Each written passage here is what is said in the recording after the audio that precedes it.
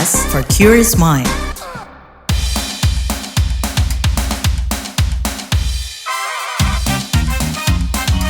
Kamu lagi dengerin podcast What's Trending. Halo semuanya, ketemu lagi di What's Trending bareng Lea Baneza. Nah, hari ini Lea mau ngomongin perizinan mendirikan rumah ibadah segera dipermudah. Rencana mempermudah perizinan pendirian rumah ibadah kembali menguat, kata Menteri Agama Menak Yakut Kholil Qaumas. Pemerintah akan segera menghapus syarat rekomendasi dari Forum Kerukunan Umat Beragama FKUB dalam mendirikan rumah ibadah. Kedepan tak perlu lagi ada rekomendasi FKUB, tetapi cukup dari Kementerian Agama. Melalui kebijakan ini, Yakut mengeklaim bakal mempermudah perizinan pendirian rumah ibadah dan membuktikan kehadiran pemerintah bagi masyarakat Indonesia. Namun nih, Wakil Presiden Ma'ruf Amin gak sepakat. Menurutnya, Menteri Agama tidak boleh asal coret-coret begitu saja syarat rekomendasi dari FKUB. Sebab aturan pendirian rumah ibadah itu sebenarnya kesepakatan dari majelis-majelis agama. Lebih lanjut, Ma'ruf mengatakan kesepakatan itu dibuat bersama dengan Kementerian Agama dan Kementerian Dalam Negeri. Sementara itu, Menteri Agama Yakut Kholil Qaumas menyebut perizinan rumah ibadah tanpa rekomendasi FKUB bakal segera diterapkan melalui peraturan presiden. Menurutnya, aturan baru itu sudah disepakati Menko Polhukam Hadi Cahyanto dan Menteri Dalam Negeri Tito Karnavian. Nah, kalau kita menilik nih riset peraturan bersama Menteri 2006 dan peran Forum Kerukunan Umat Beragama dari Pusat Paramadina 2020 mencatat ada 36% FKUB yang menjalankan tugasnya dan 36% FKUB yang tidak memiliki kegiatan rutin dan hanya menjalankan salah satu tugas, yang mana tugasnya adalah pertama, melakukan dialog, kedua, menampung aspirasi masyarakat, ketiga, menyalurkan aspirasi masyarakat dalam bentuk rekomendasi kepada kepala daerah, dan yang terakhir alias keempat, melakukan sosialisasi peraturan dan kebijakan terkait kerukunan dan pemberdayaan masyarakat. FKUB kabupaten atau kota secara khusus memiliki tugas tambahan, yaitu memberikan rekomendasi tertulis atas permohonan pendirian rumah ibadah. Riset Paramadina itu mengungkap FKUB yang paling banyak mengeluarkan rekomendasi rumah ibadah di antaranya FKUB Surakarta sebanyak 396 permohonan dan semuanya dikabulkan. Disusul FKUB Kota Bekasi 188 permohonan yang dikabulkan 178 dan FKUB Purbalingga 163 permohonan dan yang dikabulkannya 161. Kalau yang paling banyak menolak menurut riset itu diantaranya FKUB Lampung Utara 47 permohonan ditolaknya 38, FKUB Sukoharjo 52 permohonan 21 ditolak dan FKUB Kuningan 5 permohonan 5 ditolak. Alasan penolakannya adalah syarat belum lengkap sampai mendapat pertentangan. Kita bahas lebih lanjut soal seberapa ngefek sih wacana hapus syarat rekomendasi FKUB pada perizinan pendirian rumah ibadah, tapi setelah komen netizen plus 62 berikut.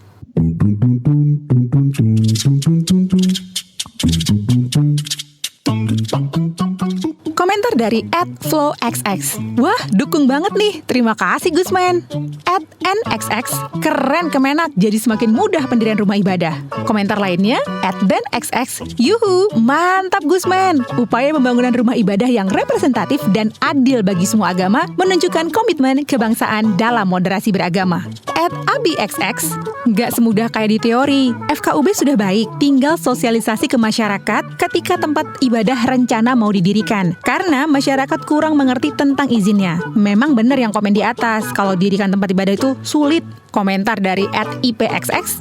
Belum sempurna selama SKB 2 Menteri belum dicabut, tapi ini perbaikan. Good job. @08xx. Terima kasih Kemenak, itu yang benar langsung rekomendasi dari Kemenak. Hapus FKUB, karena itu pro dengan yang mayoritas dan tidak pro dengan minoritas. Jadi ini yang benar, langsung rekomendasi dari Kemenak supaya pengurusan cepat dan tidak dipersulit. NKRI adalah negara Pancasila dan Bhinneka Tunggal Ika. Komentar dari @charxx. Ditunggu prakteknya semakin mudah atau sebaliknya.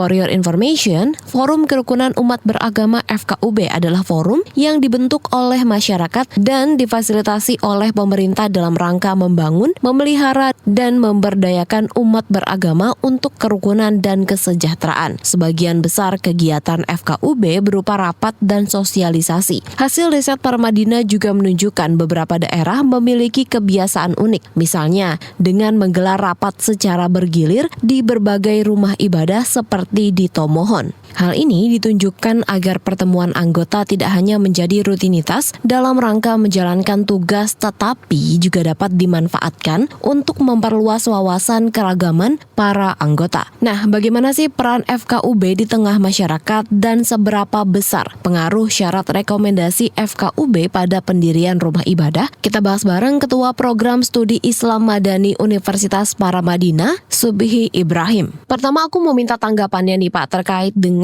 rencana gitu ya Pak pemerintah untuk menghilangkan syarat rekomendasi dari FKUB gitu Pak yang dianggap selama ini katanya menyulitkan untuk perizinan rumah ibadah. Gimana nih tanggapannya? Ada hal yang perlu kita lihat ya, yang perlu kita pertimbangkan. Yang pertama, pertimbangan bahwa sebenarnya memang pembangunan rumah ibadah itu beriringan dengan hak untuk menjalankan dan mempercayai suatu agama atau kepercayaan ya, dan itu telah dijamin, digaransi di dalam Undang-Undang Dasar ya. Jadi pada dasarnya pendirian tempat atau rumah ibadah itu beriringan dengan hak untuk beragama dan berkepercayaan.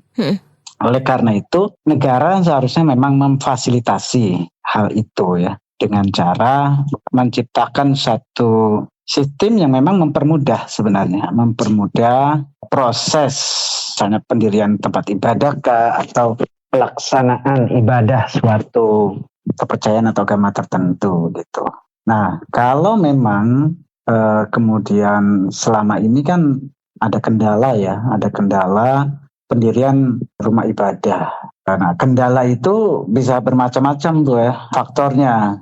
Mulai dari SKB yang memang itu mengatur ya bagaimana pendirian tempat ibadah. Nah, oleh karena itu sebenarnya kalau memang benar dan bersungguh-sungguh ya pemerintah ingin buat aturan pembangunan tempat ibadah tanpa rekomendasi terlebih dahulu FKUB gitu ya. Yang karena kadang-kadang FKUB ini kan dimanfaatkan oleh kelompok-kelompok tertentu kan. Oleh kelompok kepentingan tertentu untuk kemudian mempersulit lah begitu ya, mempersulit pendirian tempat ibadah di suatu tempat tertentu begitu. Nah, oleh karena itu kalau memang pemerintah serius membuat aturan seperti itu ya seharusnya ini disambut ya oleh masyarakat yang mencintai pluralitas, yang mencintai keberagamaan ya. Keberagaman pelaksanaan keagamaan, ibadah dari semua agama begitu. Jadi ini patut untuk diapresiasi. Namun lagi-lagi yang perlu diperhatikan adalah hal-hal detailnya ya, pelaksanaan aturan ini sendiri. Pak, ini kan kalau menanggapi terkait ini Wakil Presiden Ma'ruf Amin kan nggak sepakat nih Pak terkait dengan penghapusan rekomendasi FKUB. Katanya ini nggak boleh main dicoret-coret aja gitu karena ini tuh dibuat berdasarkan kesepakatan dari majelis-majelis agama. Nah ini gimana nih Pak? Lagi-lagi ini sebagai suatu ide ya, ini sangat baik sekali sebenarnya. Tapi memang dalam konteks pelaksanaannya lagi-lagi yang saya highlight, dalam pelaksanaannya bagaimana ini gitu ya.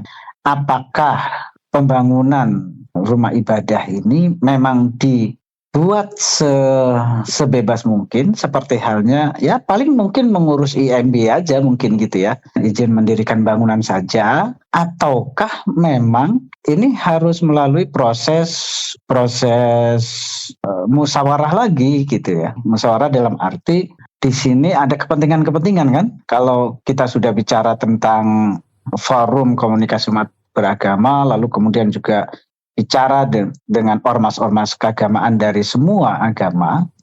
Nah di sini biasanya ada kepentingan-kepentingan, terutama yang paling kita sorot adalah bahwa di balik ya kebijakan-kebijakan terkait dengan agama ini ada kepentingan politik kah, kepentingan ekonomi kah, dan seterusnya begitu ya. Nah ini bagus juga memang kalau mau dibicarakan secara terbuka, tetapi ya bukan sesuatu yang lalu kemudian ini hanya dibicarakan oleh elit-elit saja, tetapi dibuka untuk umum sehingga masyarakat tahu gitu ya. Kenapa ada penolakan? Misalnya Wakil Presiden Ma'ruf Amin mengatakan bahwa pembangunan tempat ibadah itu harus melalui rekomendasi FKUB. Dasarnya apa sebenarnya gitu ya?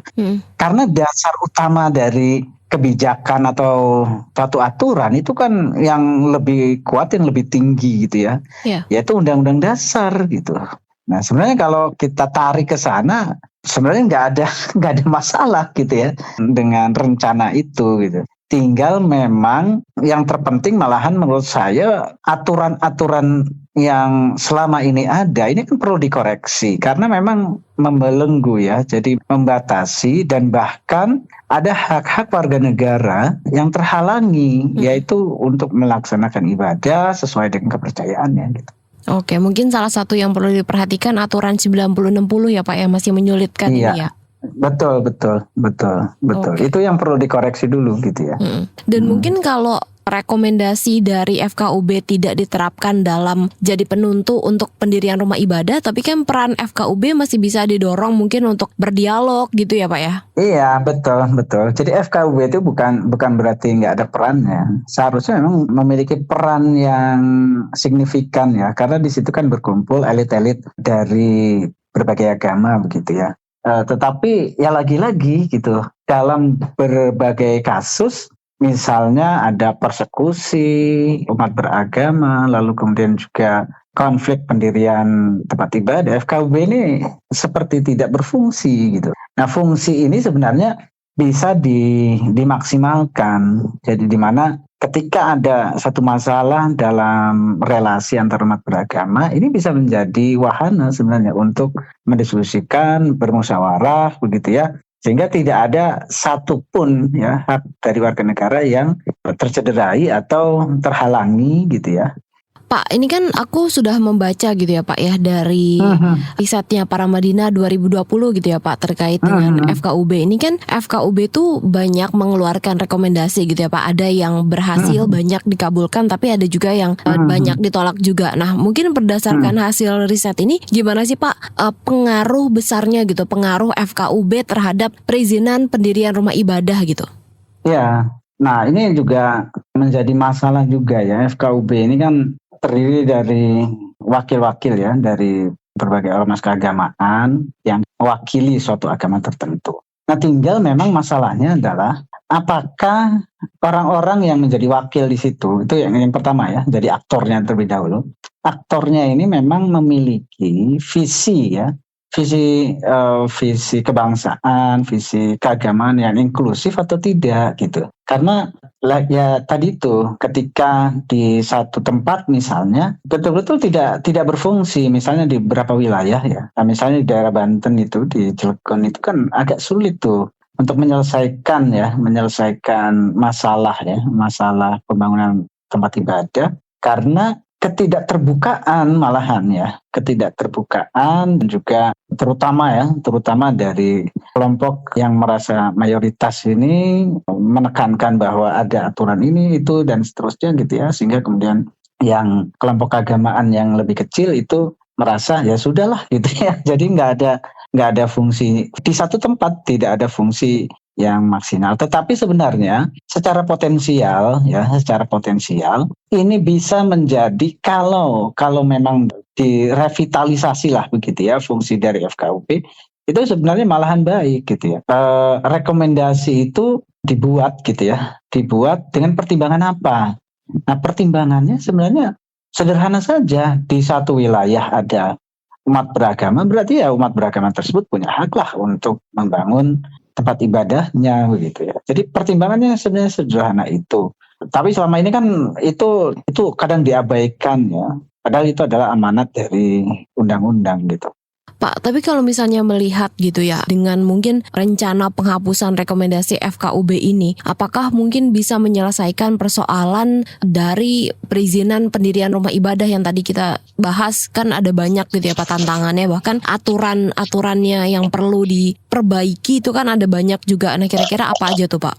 Ini tidak menyelesaikan semua masalah pastinya ya, karena ada banyak faktor lah ya, terutama kultur ya, komposisi di masyarakat dan seterusnya. Itu banyak mempengaruhi juga. Oleh karena itu, menurut saya, oke, secara aturan memang ini kalau memang mau dihilangkan ya aturan rekomendasi itu bagus. Tetapi sebenarnya yang lebih penting sebenarnya adalah bagaimana menginjeksikan kesadaran beragama yang inklusif, yang terbuka, yang moderat gitu ya, sebagai satu kesadaran bersama dari anak bangsa bahwa semua agama itu memiliki hak yang setara di hadapan hukum, di hadapan negara begitu ya. Oleh karena itu faktor edukasi itu jauh menurut saya itu jauh lebih penting dibandingkan dengan sekedar aturan.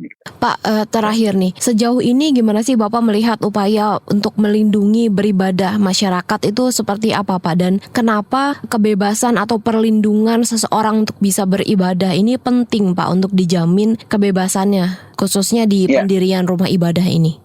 Ya, yang pertama menurut saya, jadi ada amanah dari Undang-Undang Dasar untuk negara memberikan jaminan. Jadi negara kita memang bukan negara agama, tetapi negara yang menjamin pemeluk agama-agama untuk melaksanakan agama dan kepercayaannya menurut agama dan kepercayaan masing-masing. Itu yang paling prinsipil itu di situ ya.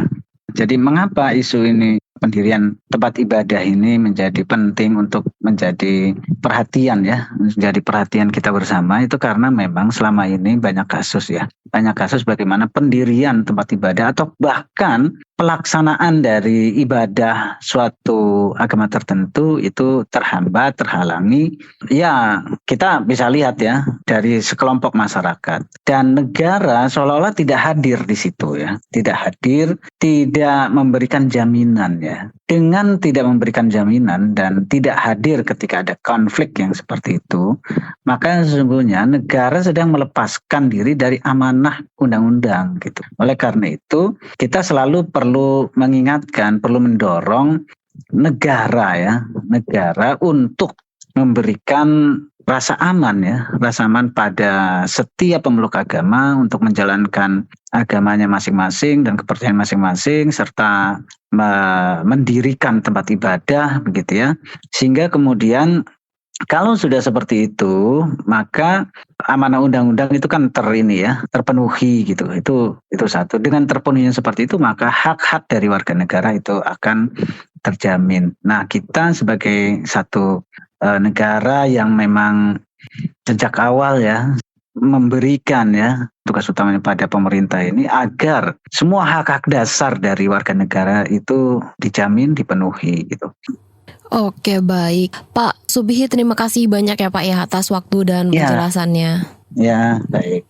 Direktur Center for Religious and Cross Cultural Studies (CRCS) Universitas Gadjah Mada UGM Zainal Abidin Bagir menegaskan, penghapusan syarat rekomendasi saja tidak cukup untuk menyelesaikan persoalan pendirian rumah ibadah. Lantas, apa yang diperlukan? Kita bahas bareng Zainal Abidin Bagir selaku Direktur CRCS UGM. Pak, ini kan Menteri Agama Yakut Khalil Qaumas ini kan memastikan Pak kalau syarat perizinan pendirian rumah ibadah ini katanya bakal dipermudah nih Pak dengan menghapus syarat rekomendasi dari FKUB nih Pak. Nah, mungkin melihat ini dulu kali ya Pak, gimana tanggapannya nih Pak? Ya, jadi kalau terkait pendirian rumah ibadah, FKUB itu satu faktor. Tapi saya kira bukan satu-satunya faktor dalam berbagai macam persoalan pendirian rumah ibadah yang kemarin-kemarin itu. Ada problem-problem yang disebabkan oleh FKUB yang dulu-dulu ini. Tapi sebetulnya juga di beberapa tempat itu ya ada FKUB yang bekerja dengan bagus dan meloloskan hampir semua permohonan rumah ibadah. Itu ada beberapa risetnya. Jadi in short, jawaban saya yang awal itu menghilangkan fungsi FKUB, memberikan rekomendasi itu bisa mempermudah, tapi itu bukan satu-satunya isu. Dan FKUB sebetulnya bisa didorong untuk membantu pendirian rumah ibadah, tidak dalam bentuk memberikan rekomendasi misalnya. Nah, itu yang saya kira sebetulnya perlu ditekankan juga. Lalu faktor-faktor yang lain juga. Salah satu faktor yang lain yang sering disebut itu kan ada persyaratan 90 tanda tangan dari pengguna dan 60 tanda tangan dari Masyarakat. dari tetangga itulah.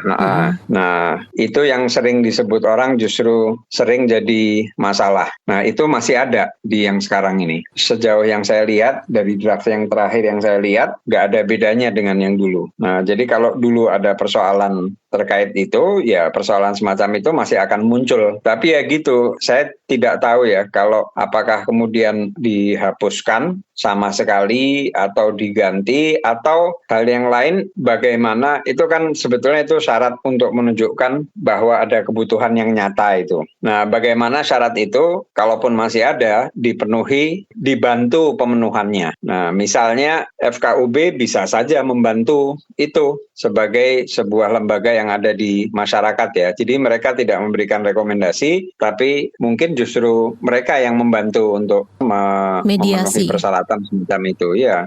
Misalnya begitu. Nah, jadi ada yang berubah, tapi tidak semua yang dikhawatirkan dulu menjadi problem itu sudah diatasi sebetulnya. Menurut saya begitu. Pak, meneruskan tadi yang Bapak bilang kalau sebenarnya kan persyaratan minimal 90 jemaah dan dukungan 60 warga sekitar ini kan masih pro kontra gitu ya Pak ya. Berarti bisa dikatakan kalau aturan yang krusial ini belum diubah, maka syarat rekomendasi FKUB juga tidak menyelesaikan masalah sulitnya mendirikan rumah ibadah gitu ya Pak? Ya, mungkin begitu. Karena sekali lagi persoalannya kemarin-kemarin itu kan bukan cuma rekomendasi FKUB, tapi ada macam-macam. Nah, sebagian diselesaikan di laporan pres yang baru, sebagian enggak. Sekali lagi, saya mungkin kalau ditanya apakah bisa ngasih alternatif gitu, saya nggak bisa ngasih alternatif. Apakah angkanya diubah atau gimana segala macam. Tapi yang saya ingin katakan juga bahwa sebetulnya dulu itu beberapa FKUB itu bisa mengeluarkan rekomendasi membantu pemenuhan persyaratan itu. Nah, menurut saya hal-hal seperti itulah yang sebetulnya perlu ditekankan. Kalau persyaratan ini masih tetap ada, tugas FKUB-nya itu yang saya kira perlu diperjelas. Oke, Pak, tapi ada nggak sih Pak case di mana FKUB atau rekomendasi dari FKUB ini menyulitkan pendirian rumah ibadah? Saya kira itu banyak kasus-kasus begitu yang kesulitan, tapi itu tidak semua FKUB. Nah, itu sebabnya menjadi penting melihat juga bukan cuma FKUB yang mempersulit, tapi juga FKUB yang membantu mengeluarkan rekomendasi. Misalnya FKUB Surakarta itu, ada hampir 400-an permohonan untuk periode tertentu yang semuanya dikabulkan. Terus Purbalingga, hampir semuanya ada 163 permohonan, hampir semuanya dikabulkan. Nah, jadi ada yang bisa yang contoh baik, ada juga contoh yang buruk. Nah, sebetulnya kalau mau memperbaiki peraturan ini kan kita lihat keduanya. Contoh yang baik kenapa ada begitu, contoh yang buruk kenapa. Ada FKUB yang semua permohonan misalnya atau sebagian besar permohonan ditolak. Ada juga yang begitu. Nah, itu yang saya kira mestinya perlu lebih teliti di situ ya. Kita lihat itu. Jadi itu sebabnya tadi saya bilang menghilangkan fungsi FKUB sebagai pemberi rekomendasi tidak serta-merta menyelesaikan masalah. Karena masalahnya bukan cuma di situ. Sebenarnya kalau misalnya kita mau menyelesaikan persoalan pembangunan pendirian rumah ibadah dan ingin mempermudahnya gitu ya Pak ya, setelah mungkin fungsi rekomendasi FKUB ini dihapuskan, apa sih Pak langkah lanjutan yang mesti diambil supaya hak orang beribadah ini bisa terpenuhi gitu? Sekarang kalau saya nggak tahu FKUB-nya kan tetap ada ya, tapi fungsi dia sebagai pemberi rekomendasi tidak ada. Nah, saya nggak tahu sejauh mana sekarang peran FKUB itu persepsi dalam Rapenpres ini. Tapi ujung-ujungnya nanti itu kan di pemerintah daerah itu yang memutuskan. Nah, saya kira seperti apapun nanti Rapenpresnya ini, kalau Rapenpres ini satu masih bisa diperbaiki dengan beberapa hal yang tadi saya sebut itu mungkin lebih baik. Tapi kalau enggak, ya sebetulnya Pemda mesti tahu tujuan utamanya ini kan pemenuhan hak untuk kebebasan beragama atau berkeyakinan. Jadi tujuan akhirnya itu yang saya kira mesti mewarnai keputusan mereka. Jadi ini aturan dibuat untuk memenuhi tujuan itu. Jadi yang lebih penting adalah tujuannya. Jadi kalau misalnya tadi itu ya, misalnya masih ada persyaratan 90-60, maka jangan dianggap itu jadi terlalu legalistik. 90 dilihat semuanya ini dari KTP-nya dari mana, ini ada pemalsuan apa enggak segala macam, ya itu hal-hal administratif biasa gitu ya. Tapi yang lebih penting misalnya kalau memang Pemda itu melihat ada kebutuhan tadi dengan itu ya, political will untuk memenuhi hak kebebasan beragama itu, melihat ada kebutuhan dan panitia pembangunan rumah ibadahnya ini mengalami kesulitan untuk memenuhi persyaratan administratif itu, maka ya mestinya dibantu. Jadi bukannya aturan ini jadi alat untuk mempersulit, tapi bagaimana itu membantu. Dan ini beyond regulation menurut saya kalau yang ini. Karena sekali lagi kita bisa ngelihat dengan aturan yang sama, prestasi di pemerintah daerah yang lain-lain itu beda-beda. Jadi aturannya bisa sama, implementasinya di lapangan beda. Karena ada faktor tadi itu, ada political will, memang ini mau menyelesaikan masalah, mau membantu orang untuk lebih mudah beribadah. Itu yang menurut saya tidak kalah pentingnya. Artinya ya nomor satu, Rapenpresnya kalau masih memungkinkan itu diperbaiki sehingga beberapa hal yang tadi saya sebut itu bisa dibicarakan kembali sehingga jadi lebih ideal gitu, itu bagus. Terus yang kedua, kalau sudah ada ini berarti itu tidak berarti semua masalah selesai, tapi kemudian penting di level pemerintah daerah itu ya untuk ada ini political will menyelesaikan masalah-masalah di wilayah mereka. Oke, mungkin prinsip juga yang perlu dipegang adalah ini ya Pak ya, memberikan kemudahan dan kebebasan orang untuk memeluk dan beribadah gitu ya Pak ya, tapi tidak hanya mengakomodir kepentingan dari atau pendapat dari mayoritas gitu ya Pak ya. Iya, jelas. Lihat aja kembali lagi kalau lihat Rapenpresnya itu sesi menimbang, mengingat dan sebagainya. Itu kan menimbangnya yang pertama kali adalah soal hak untuk beribadat. Nah, artinya itu yang ujung-ujungnya itu. Kalau ada kesulitan memenuhi peraturan segala macam, ya bagaimana pemerintah daerah membantu untuk mengatasi kesulitan-kesulitan itu. Oke, baik. Pak Zainal, terima kasih banyak ya Pak ya atas waktunya. Ya, sama-sama. Newsbeat. Calon presiden dari Partai Demokrat Kamala Harris resmi menggandeng Gubernur Minnesota Tim Walz di Pilpres Amerika Serikat 2024. Usai pengumuman, kedua calon dari Partai Demokrat itu langsung kampanye di negara bagian Philadelphia dan bakal tur ke beberapa negara bagian Amerika Serikat. Melansir Reuters, Walz mengklaim mantan murid-muridnya saat jadi pelatih sepak bola mendorong dia mencalonkan diri sebagai cawapres.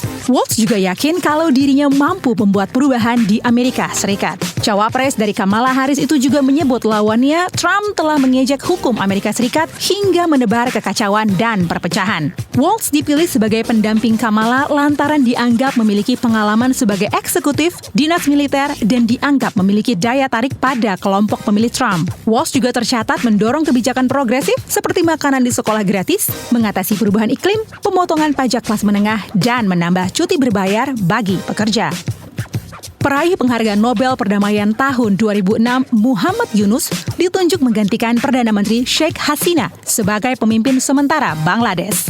Kantor Kepresidenan Bangladesh mengumumkan kalau penunjukan Yunus sudah dibahas oleh Presiden Muhammad Sahahabuddin, para pemimpin militer, dan pemimpin kelompok mahasiswa pendemo. Setelah penunjukan Yunus, pemerintah Bangladesh juga meminta masyarakat mengatasi krisis di negaranya. Salah satu alasan pemerintah Bangladesh memilih Muhammad Yunus lantaran kelompok pendemo mendorong penunjukannya dan sosok Yunus juga dikenal sebagai bankir kelompok miskin dan kerap memberdayakan pelaku usaha kelas menengah dan bawah.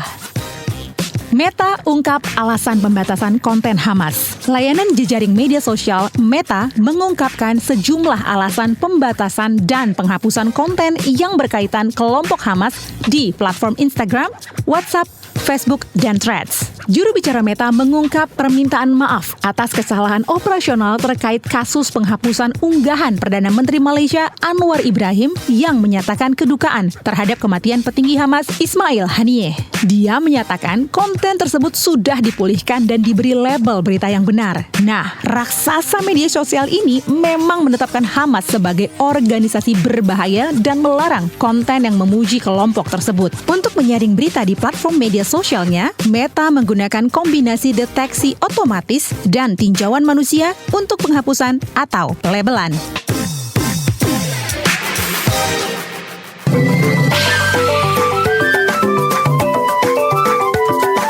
WhatsApp Indonesia.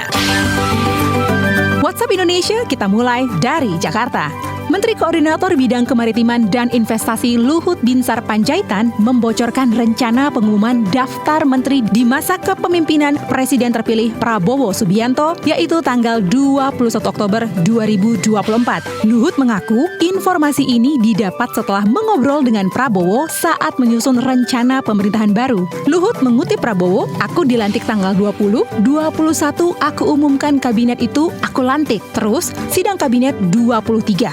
Di sisi lain, Luhut menyampaikan kesiapannya membantu pemerintahan Prabowo Subianto dan Gibran Rakabuming Raka. Demi memuluskan transisi pemerintahan baru, Luhut pun intens berkomunikasi dengan Prabowo. Masih dari Jakarta, Polda Metro Jaya tengah mengusut kontes kecantikan transgender yang viral di media sosial. Kabid Humas Polda Metro Jaya Kombes Adi Ari Syam Indradi mengatakan pihaknya tengah meminta keterangan pihak penyelenggara dan hotel tempat penyelenggaraan kontes kecantikan transgender di kawasan Jakarta Pusat. Kata Ade, kontes ini diusut karena tidak memiliki izin. Ade juga tengah mencari tahu alasan penyelenggaraan kontes kecantikan transgender itu. Tak hanya penyelenggara, kontestan yang tampil juga akan dimintai keterangan. Kalau melansir laman UGM, di kawasan Asia Tenggara, transgender kerap kali dianggap melanggar norma. Tidak jarang, transgender mendapat diskriminasi, diusir paksa, dipecat, dan sebagainya. Terakhir, ke Kudus, Jawa Tengah. Pemerintah Kudus melarang pengendara atau penumpang kendaraan bermotor memberikan uang atau barang ke pengemis atau pengamen di tengah jalan. Apabila pengguna jalan melanggar aturan ini, ada sanksi penjara maksimal 3 bulan dan denda maksimal 50 juta rupiah yang menanti. Tak hanya bagi pengamen dan pengemis, aturan ini juga diperuntukkan bagi pengelap mobil atau penyandang masalah kesejahteraan sosial PMKS lain. Aturan ini diberlakukan untuk menjaga ketertiban dan perlindungan masyarakat. Melansir Antara, Kepala Satpol PP Kabupaten Kudus Khalid Seif meminta pengguna mobil mengurungkan niatnya dan berpikir ulang ketika ingin memberikan uang atau apapun kepada penyandang masalah kesejahteraan sosial PMKS. Selain Kudus, ada beberapa daerah lain yang menerapkan kebijakan serupa, yakni Bengkulu, Batang, Semarang, Banjarmasin, dan Palangkaraya. Demikian WhatsApp Indonesia hari ini. Terima kasih ya sudah mendengarkan What's Trending bareng Lea Baneza. Jangan lupa terus dengarkan podcast ini di aplikasi mendengarkan podcast kesayangan kamu, khususnya di kbrprime.id. Lea Baneza mau pamit dulu, stay safe and happy. Bye-bye. Kamu lagi dengerin podcast What's Trending.